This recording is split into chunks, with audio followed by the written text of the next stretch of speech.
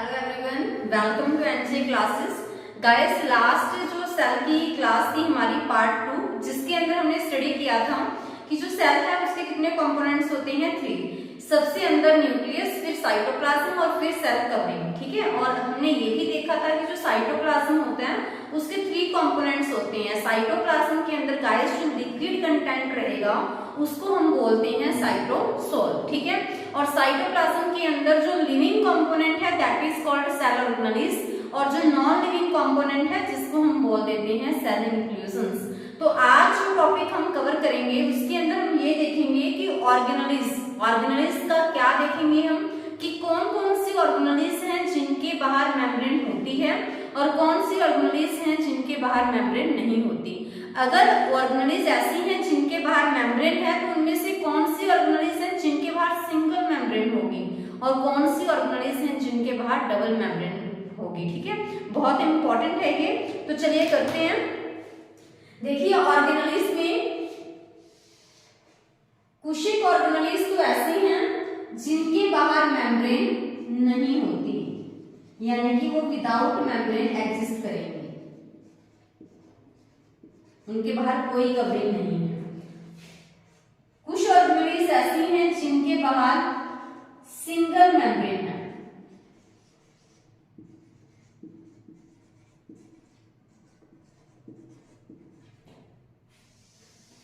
कुछ ऑर्गेनेल्स ऐसी हैं जिनके बाहर डबल मेम्ब्रेन है।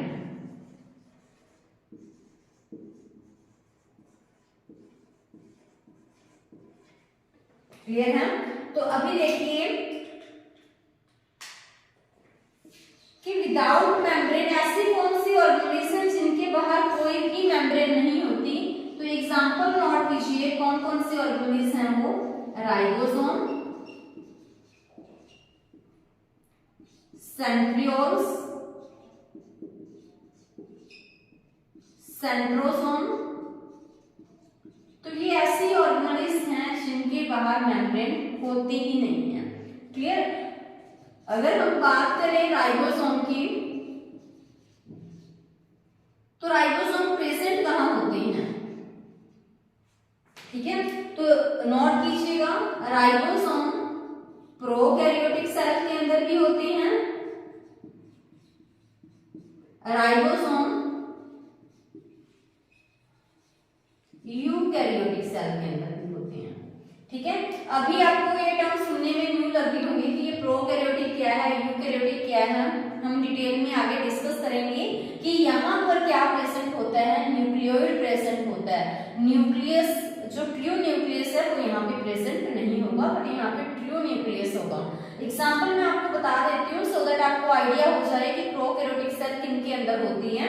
प्रोकैरियोटिक सेल गाइस रहेगी बैक्टीरिया के अंदर, यूकैरियोटिक सेल प्लांट्स के अंदर भी होती है और यूकैरियोटिक सेल एनिमल्स के अंदर भी होती है। हम सारे क्या हैं, यूकैरियोटिक हैं। ठीक है, तो अगर हम बात करें राइबोसोम की, तो राइबोसोम साइटोप्लाज्म के अंदर भी प्रेजेंट होता है, राइबोसोम ऑर्गेनेल्स के अंदर भी प्रेजेंट रहेगा। ठीक है, हालांकि देखिए राइबोसोम खुद एक ऑर्गेनेल है और एक ऐसी ऑर्गेनेल जिसके बाहर कोई भी मेम्ब्रेन नहीं होती। ठीक है, सो राइबोसोम है तो खुद भी एक ऑर्गेनेल, बट वो किसके अंदर प्रेजेंट रहेगा, साइटोप्लाज्म में भी। और साइटोप्लाज्म क्या है, जो न्यूक्लियस और मेम्ब्रेन के बीच वाला एरिया है। ठीक है, और यहाँ पे कुछ ऑर्गेनेल्स भी ऐसी हैं जहां पे राइबोसोम प्रेजेंट होगा। तो देखिए वो ऑर्गेनेल्स हैं कौन कौन सी। अगर हम बात करें माइटोकॉन्ड्रिया, माइटोकॉन्ड्रिया क्या होता है, माइटोकॉन्ड्रिया क्या बोलते हैं इसको, इसको हम बोलते हैं power house of the cell, क्योंकि यहां पर एनर्जी बनती है। ठीक है, और माइटोकॉन्ड्रिया के बाहर अगर हम देखें तो प्लास्टिड, तो ये एक ऐसी सेल ऑर्गेनेल्स हैं जिनके अंदर राइबोसोम प्रेजेंट होगा। राइबोसोम खुद एक ऑर्गेनेल है बट वो दूसरी ऑर्गेनेल के अंदर भी प्रेजेंट होता है, तभी राइबोसोम को एक नेम दिया जाता है that is organelle with in organelle.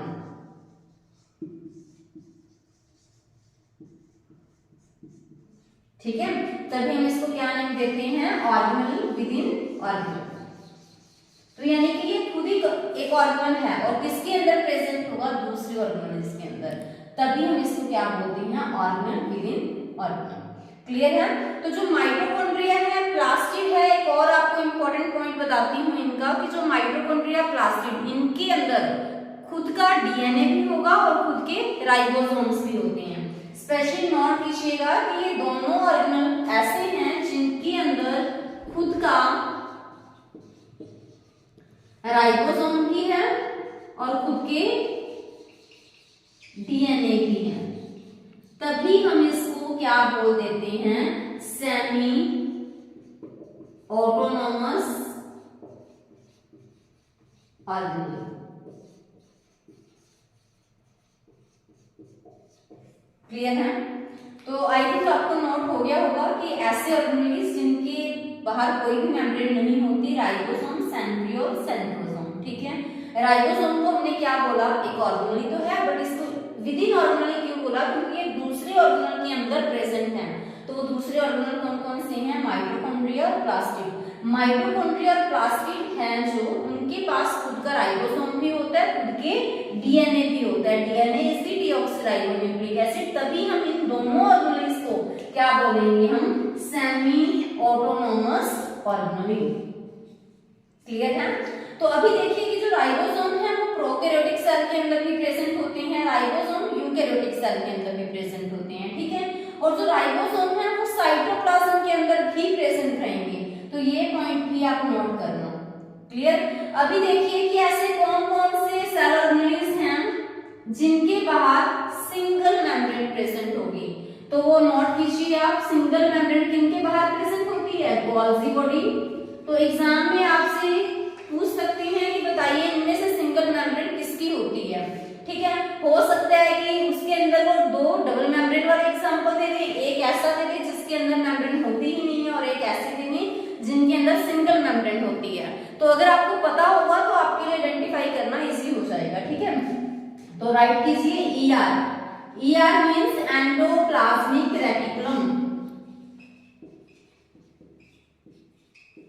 Endoplasmic reticulum. After that आप राइट कीजिए वैक्यूल, वेसिकल, लाइसोसोम, जिसको हम suicidal bag of the cell भी बोलते हैं। तो गाइस नोट कीजिए, स्पेशली यहाँ पे जो क्वेश्चन आता है कि जो वैक्यूल होते हैं, देखो ये सारे ही ऐसे हैं वैसे जिनके बाहर सिंगल मेम्ब्रेन होगी, सिर्फ एक ही कवरिंग होगी, बट स्पेशली पूछा जाता है कि जो वैक्यूल होते हैं उनके बाहर एक कवरिंग होती है, तो उस कवरिंग का नेम क्या है, the name of that covering is tonoplast. क्या होगा उस कवरिंग का नेम, टोनोप्लास्ट। क्लियर है। थर्ड वन देखिए कि डबल मेम्ब्रेन वाले ऑर्गेनल्स कौन कौन से हैं, यानी कि वहां पे ऐसे डबल कवरिंग होगी। ठीक है, और एक इनर और एक आउटर। तो डबल मेम्ब्रेन वाले कौन कौन से हैं, नोट कीजिए, न्यूक्लियस, माइटोकॉन्ड्रिया, माइटोकॉन्ड्रिया के अंदर भी डबल मेम्ब्रेन होती है, प्लास्टिड, इनके अंदर भी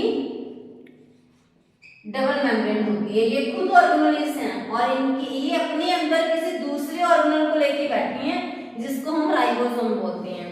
क्लियर है। तो ये ऑर्गेनल्स आपको ध्यान रखनी है कि किनके बाहर मेम्ब्रेन नहीं होती, किनके बाहर सिंगल मेम्ब्रेन होती है और किनके बाहर डबल मेम्ब्रेन होती है। और नेक्स्ट हम नेक्स्ट टॉपिक हम स्टार्ट करते हैं, शेप ऑफ द सेल।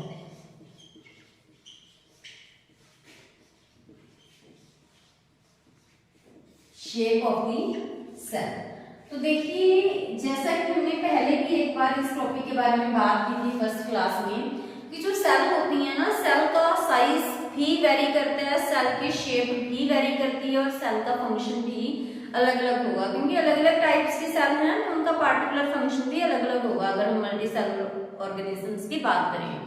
तो देखो अभी शेप ऑफ द सेल, तो इससे हमें ये भी पता होना चाहिए ये टॉपिक डिस्कस करने से पहले कि जो सेल है उनकी शेप्स वेरी करती हैं, है ना। हर एक टाइप की सेल की शेप एक पार्टिकुलर शेप होगी। बट आपको हर एक सारी सेल्स की शेप नहीं याद करनी, कुछ एक जो मैं आपको बोर्ड पे करवा रही हूँ इंपॉर्टेंट है, तो वही आपको रिवाइज करनी है। क्लियर? तो देखिए शेप ऑफ द सेल, तो फर्स्ट नोट कीजिए आरबीसी। तो आरबीसी कहाँ प्रेजेंट होती है? ये ब्लड के अंदर, ठीक है, कहाँ प्रेजेंट होती है? ब्लड के अंदर। क्या शेप रहेगी आरबीसी की? इस तरह से,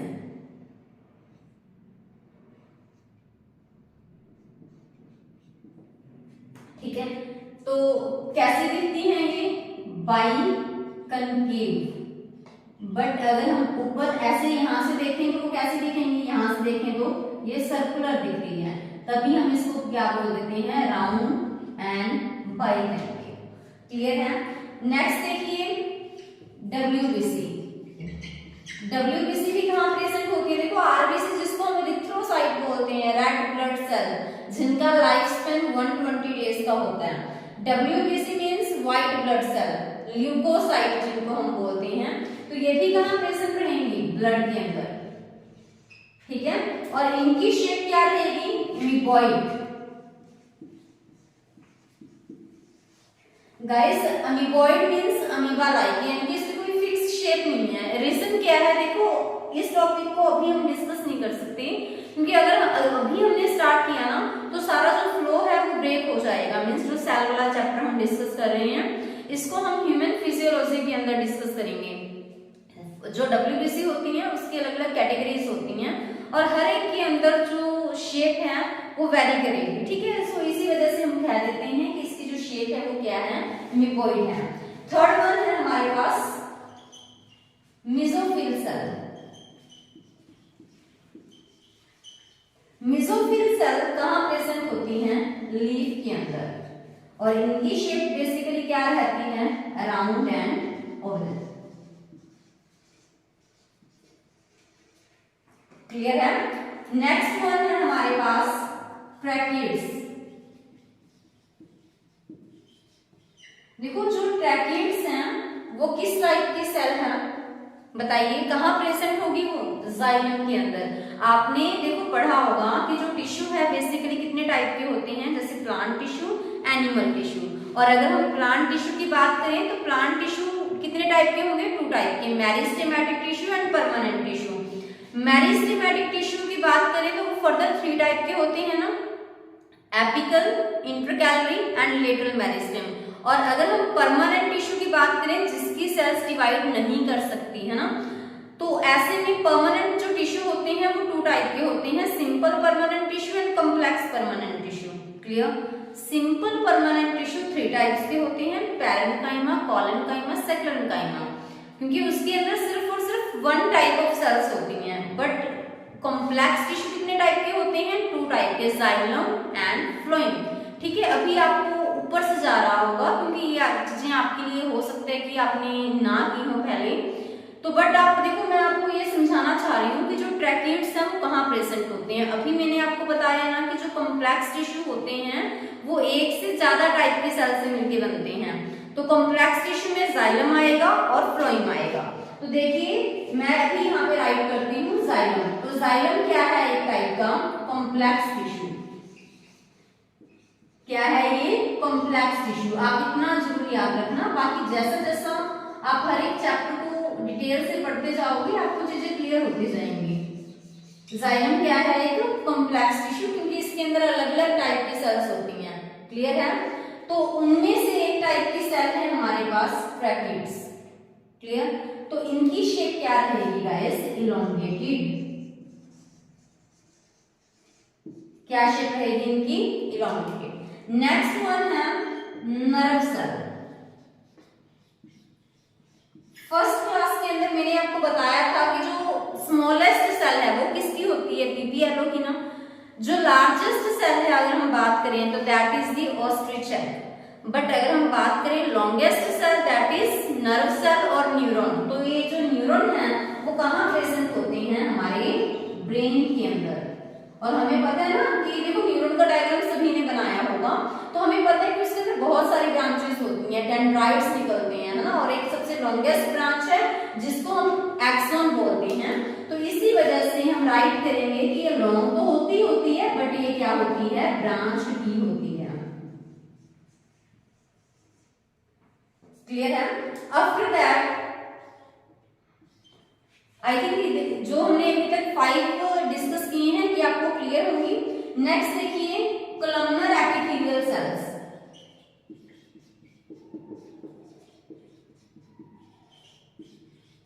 कॉलमनर एपिथेलियल सेल्स, ठीक है।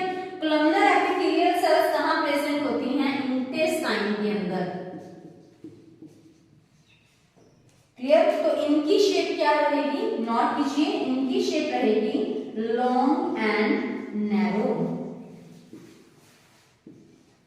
क्योंकि इस तरह से इनकी शेप होती है। ठीक है, तो इनकी शेप रहेगी लॉन्ग एंड नैरो। तो जो ये हमने सेल्स डिस्कस की, जो इनकी शेप है वो आप यहां देख सकते हो। नेक्स्ट टॉपिक हम नेक्स्ट स्लाइड में करेंगे। हाँ जी, नेक्स्ट टॉपिक है प्रोकैरियोटिक सेल। तो देखिए यहाँ पे एक वर्ड है प्रोकैरियोटिक के अंदर कैरियन। कैरियन का मीन्स है न्यूक्लियस।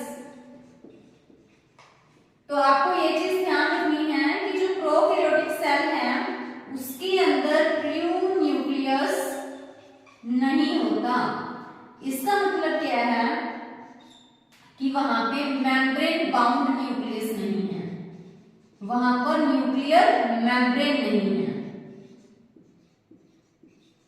देखो हमें पता है ना, हमने अभी पढ़ा था देखो कि जो न्यूक्लियस है उसके बाहर 2 मेम्ब्रेन है, डबल मेम्ब्रेन होता है वो, है ना, एक इनर न्यूक्लियर मेम्ब्रेन और एक आउटर न्यूक्लियर मेम्ब्रेन। बट यहाँ पर न्यूक्लियर मेम्ब्रेन नहीं है, तभी हमने बोला ना कि membrane bound nucleus means nucleus जिसके बाहर मेम्ब्रेन है।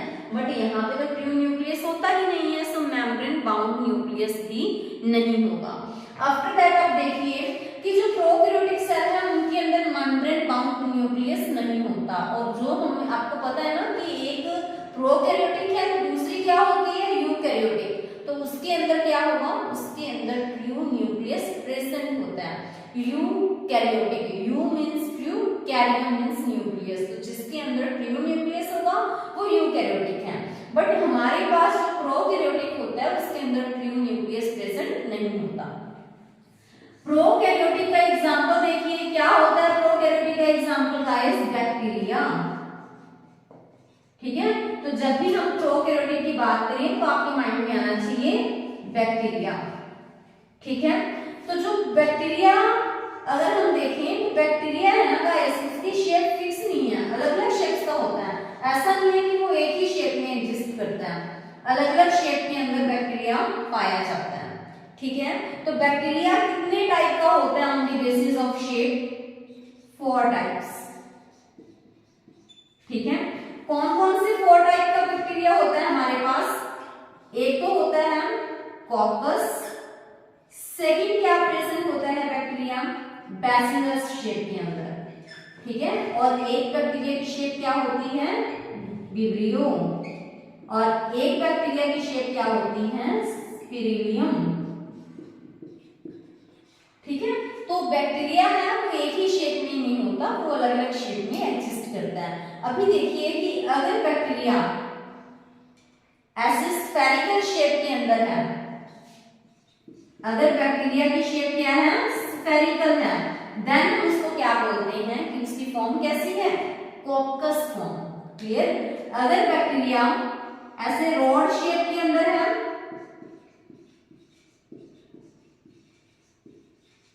तो हम उसको क्या बोल देते हैं कि वो बैसिलस शेप है। अगर बैक्टीरिया ऐसे कोमा शेप के अंदर है तब उसकी शेप क्या होगी, विब्रियो। ठीक है, और अगर वो ऐसे स्पाइरल शेप में है तो हम उसको क्या बोलेंगे, स्पिरिलियम। तो ये आपको 4 टाइप के बैक्टीरिया क्लियर हो गए होंगे कि या तो उनकी शेप स्फेरिकल रहेगी, या फिर रॉड शेप रहेगी, या फिर कोमा शेप रहेगी, या फिर स्पाइरल शेप रहेगी। क्लियर है? और अभी अगर मैं आपसे बोलूं कि ठीक है बैक्टीरिया 4 शेप में तो एग्जिस्ट करता है, जिसमें कॉकस, बैसिलस, विब्रियो, स्पिरिलियम इनके बारे में पढ़ते हैं, बट बैक्टीरिया की मोस्ट कॉमन फॉर्म कौन सी होती है, यानी कि जो बैक्टीरिया है वो ज्यादातर हमें किस शेप में देखने को मिलते हैं? ज्यादातर बैक्टीरिया हमें बैसिलस शेप में देखने को मिलते हैं। तो most common shape of bacteria, bacteria की ज्यादातर शेप क्या होती है? बैसिलस। तो it is the most common shape of bacteria. Important question है ये, क्लियर है? अभी आप और देखो, अभी हमने देखा था कि प्रोकैरियोटिक सेल जिसके अंदर ट्रू न्यूक्लियस नहीं होता, बट जो यूकैरियोटिक सेल है उनके अंदर ट्रू न्यूक्लियस प्रेजेंट होता है। तो आप ये बताओ कि प्रोकैरियोटिक सेल और यूकैरियोटिक सेल में से अगर हम कंपेयर करें तो किसका साइज बड़ा होगा? यूकैरियोटिक सेल का। तो प्रोकैरियोटिक सेल का साइज स्मॉलर रहेगा as compared to eukaryotic cell।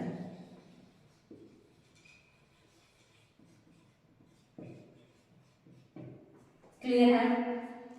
तो नेक्स्ट हम करेंगे स्ट्रक्चर ऑफ बैक्टीरिया।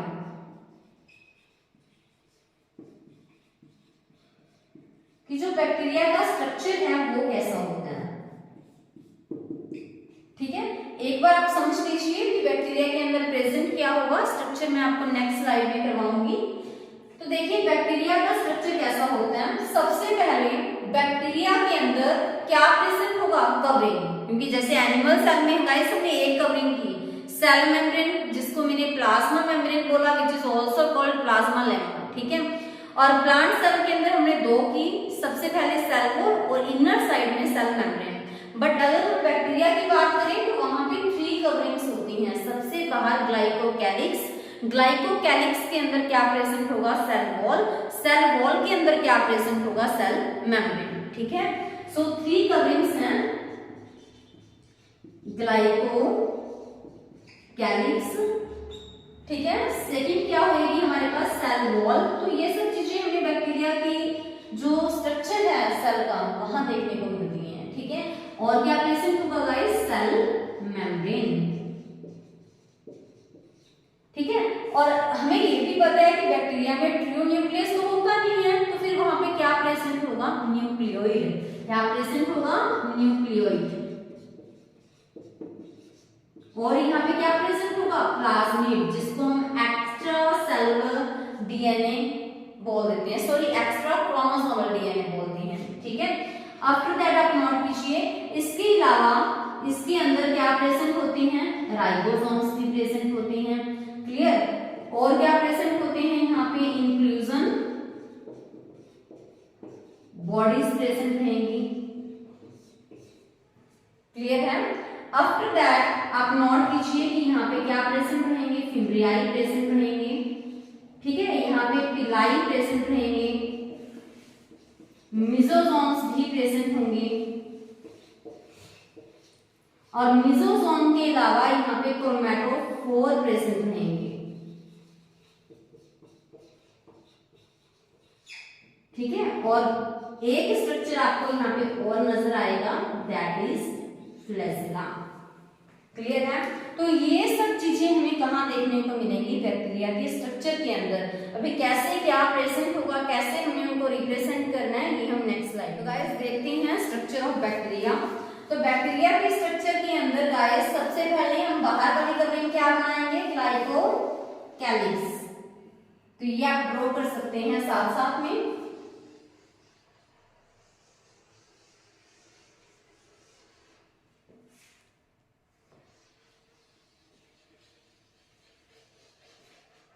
ठीक है, सो दिस इज अ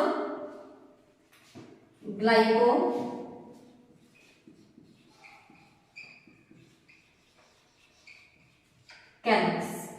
ठीक है, ग्लाइकोकैलिक्स के अंदर यहां पे जो लेयर मैं बना रही हूं वो क्या है? Cell wall.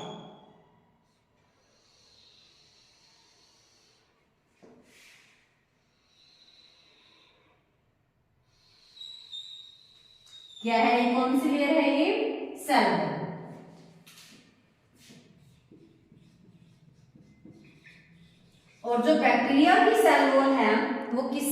मिलके बनती है वो बनती है पेप्टाइडोग्लाइकन से मिलकर। किससे मिलके बनती है? पेप्टाइडोग्लाइकन से। और प्लांट की सेल वॉल किससे मिलके बनती है? सेलुलोज से। फंगल सेल वॉल काइटिन की बनती है। ठीक है, सो इन द सेम वे जो बैक्टीरियल सेल वॉल है वो किससे मिलके बनेगी? पेप्टाइडोग्लाइकन से। एक चीज आप और नोट कर लीजिए, पेप्टाइडो यानी कि पेप्टाइड बॉन्ड किनके बीच में बनते हैं? अमीनो एसिड के बीच में ना। तो इट मींस ये किससे मिलके बनी होगी? पेप्टाइडो मींस अमीनो एसिड यानी कि proteins, plus glycan means glyco यानी कि कार्बोहाइड्रेट। ठीक है, so it is a meaning of peptidoglycan. और जो सबसे बाहर ग्लाइकोकैलिक्स उसके अंदर सेल वॉल, और इनके अंदर एक मेम्ब्रेन और प्रेजेंट रहेगी जिसको हम क्या बोल देते हैं? Cell membrane.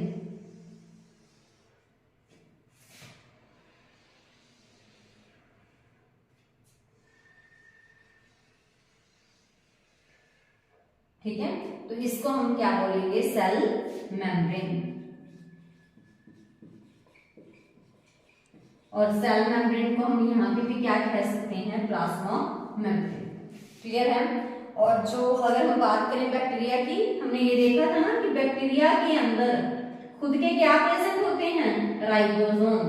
तो इसको हम रिप्रेजेंट कर देते हैं राइबोसोम।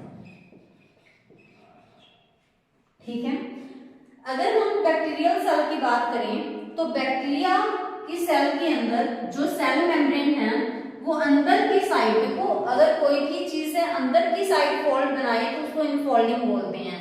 बाहर वाली साइड फोल्डिंग्स करे तो दैट इज आउटफोल्डिंग्स, बट यहाँ पे इनफोल्डिंग्स बनती हैं अंदर की साइड। इस तरह से, इस तरह से देखो अंदर की साइड इसमें इस तरह से सेल मेम्ब्रेन की क्या बन गई? इनफोल्डिंग्स बन गई। तो इसको हमने क्या बोला? मेसोसोम।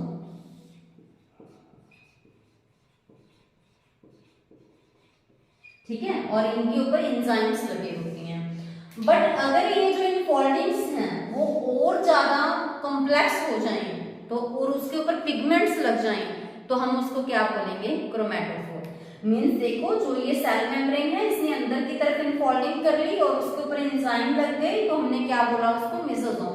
बट अगर उसने इनफोल्डिंग्स जो की है वो और ज्यादा कॉम्प्लेक्स कर ली, यानी कि इस तरीके से और ज्यादा फोल्ड हो गया वो इस तरह से। ठीक है, और उसके ऊपर क्या लग जाएंगे? यहाँ पे पिगमेंट्स। हर जगह क्या प्रेजेंट होंगे? यहाँ पे पिगमेंट्स। तो उसको हम फिर क्या बोलेंगे? क्रोमैटोफोर। क्या बोलेंगे उसको? क्रोमैटोफोर।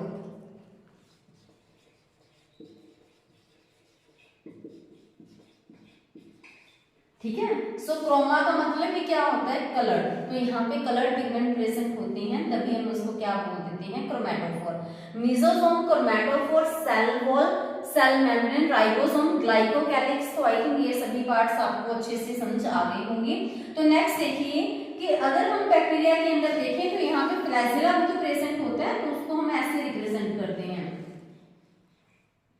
तो यहाँ पे क्या प्रेजेंट होएगा? ये वाला पार्ट क्या है गाइस? फ्लैजेला। ये पूरा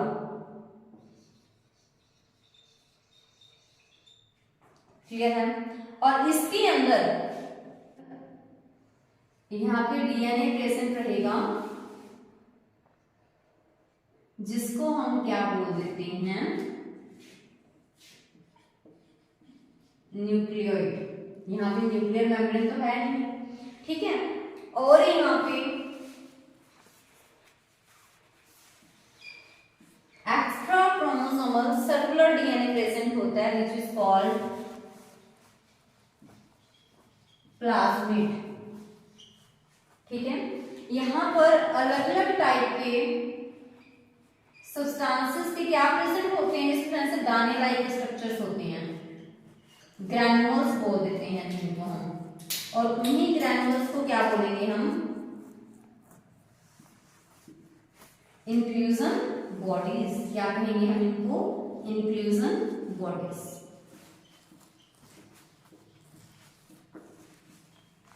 क्लियर है? तो देखिए सबसे पहले हमने देखा कि बैक्टीरिया के अंदर सबसे बाहर कौन सी कवरिंग होती है, ग्लाइकोकैलिक्स, और उसके अंदर सेल वॉल किससे मिलकर बनती है, पेप्टाइडोग्लाइकन से, ठीक है। और उसके अंदर क्या प्रेजेंट होगा, सेल मेम्ब्रेन, और यहाँ पे क्या प्रेजेंट होते हैं, राइबोसोम, ठीक है। और यहाँ पे स्टोरेज ग्रैन्युल्स प्रेजेंट होते हैं जो डिफरेंट टाइप के सब्सटेंसेस को स्टोर करते हैं, जिनको हम क्या बोल देते हैं, इंक्लूजन बॉडीज। और यहाँ पे क्या प्रेजेंट रहेगा, फ्लैजिला। यहाँ पे हमारे पास डीएनए प्रेजेंट है जिसको मैंने न्यूक्लियोइड बोला। ये एक्स्ट्रा क्रोमोसोमल सर्कुलर डीएनए है which is called plasmid DNA, ठीक है। यहाँ पे देखिए कि जो सेल मेम्ब्रेन है उसने अंदर की साइड इनफोल्डिंग कर ली, जिसको हमने क्या बोला, मेसोसोम बोला। क्या बोला मैंने उसको, मेसोसोम। बट अगर सेल मेम्ब्रेन की यही इनफोल्डिंग थोड़ी और ज्यादा हो जाए तो उसके ऊपर क्या लग जाए, पिगमेंट्स। यहाँ पर एंजाइम लगे होते हैं, यहाँ पर पिगमेंट्स होते हैं, तो मैंने इसको क्या बोल दिया, क्रोमैटोफोर। क्लियर है? अभी देखिए जो ये सेल मेम्ब्रेन है ना, सेल मेम्ब्रेन के साथ गाइस इस तरह से क्या अटैच होते हैं, फिम्ब्रियाई। क्या प्रेजेंट होते हैं, फिम्ब्रियाई, ठीक है। और यहाँ पे क्या प्रेजेंट होते हैं, इस तरह से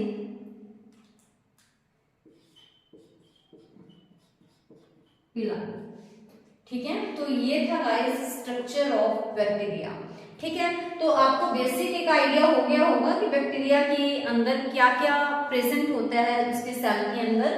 तो नेक्स्ट वीडियो में हम देखेंगे कि इन सभी का क्या क्या फंक्शन होता है इन बैक्टीरियल सेल के अंदर। क्लियर है? तो गाइस ये था हमारा आज का लेक्चर। आई थिंक आपको लेक्चर अच्छे से समझ आया होगा। तो गाइस ज्यादातर बच्चों का ये रहता है कि उनको टेलीग्राम चैनल का लिंक नहीं मिल पाता, तो टेलीग्राम चैनल का लिंक हमने डिस्क्रिप्शन बॉक्स में प्रोवाइड किया हुआ है, तो आप वहां से डायरेक्टली जाकर ग्रुप ज्वाइन कर सकते हो, ठीक है। तो अगर आपको कंटेंट अच्छा लगा तो चैनल को लाइक, शेयर एंड सब्सक्राइब जरूर कीजिएगा। Thank you, have a nice day.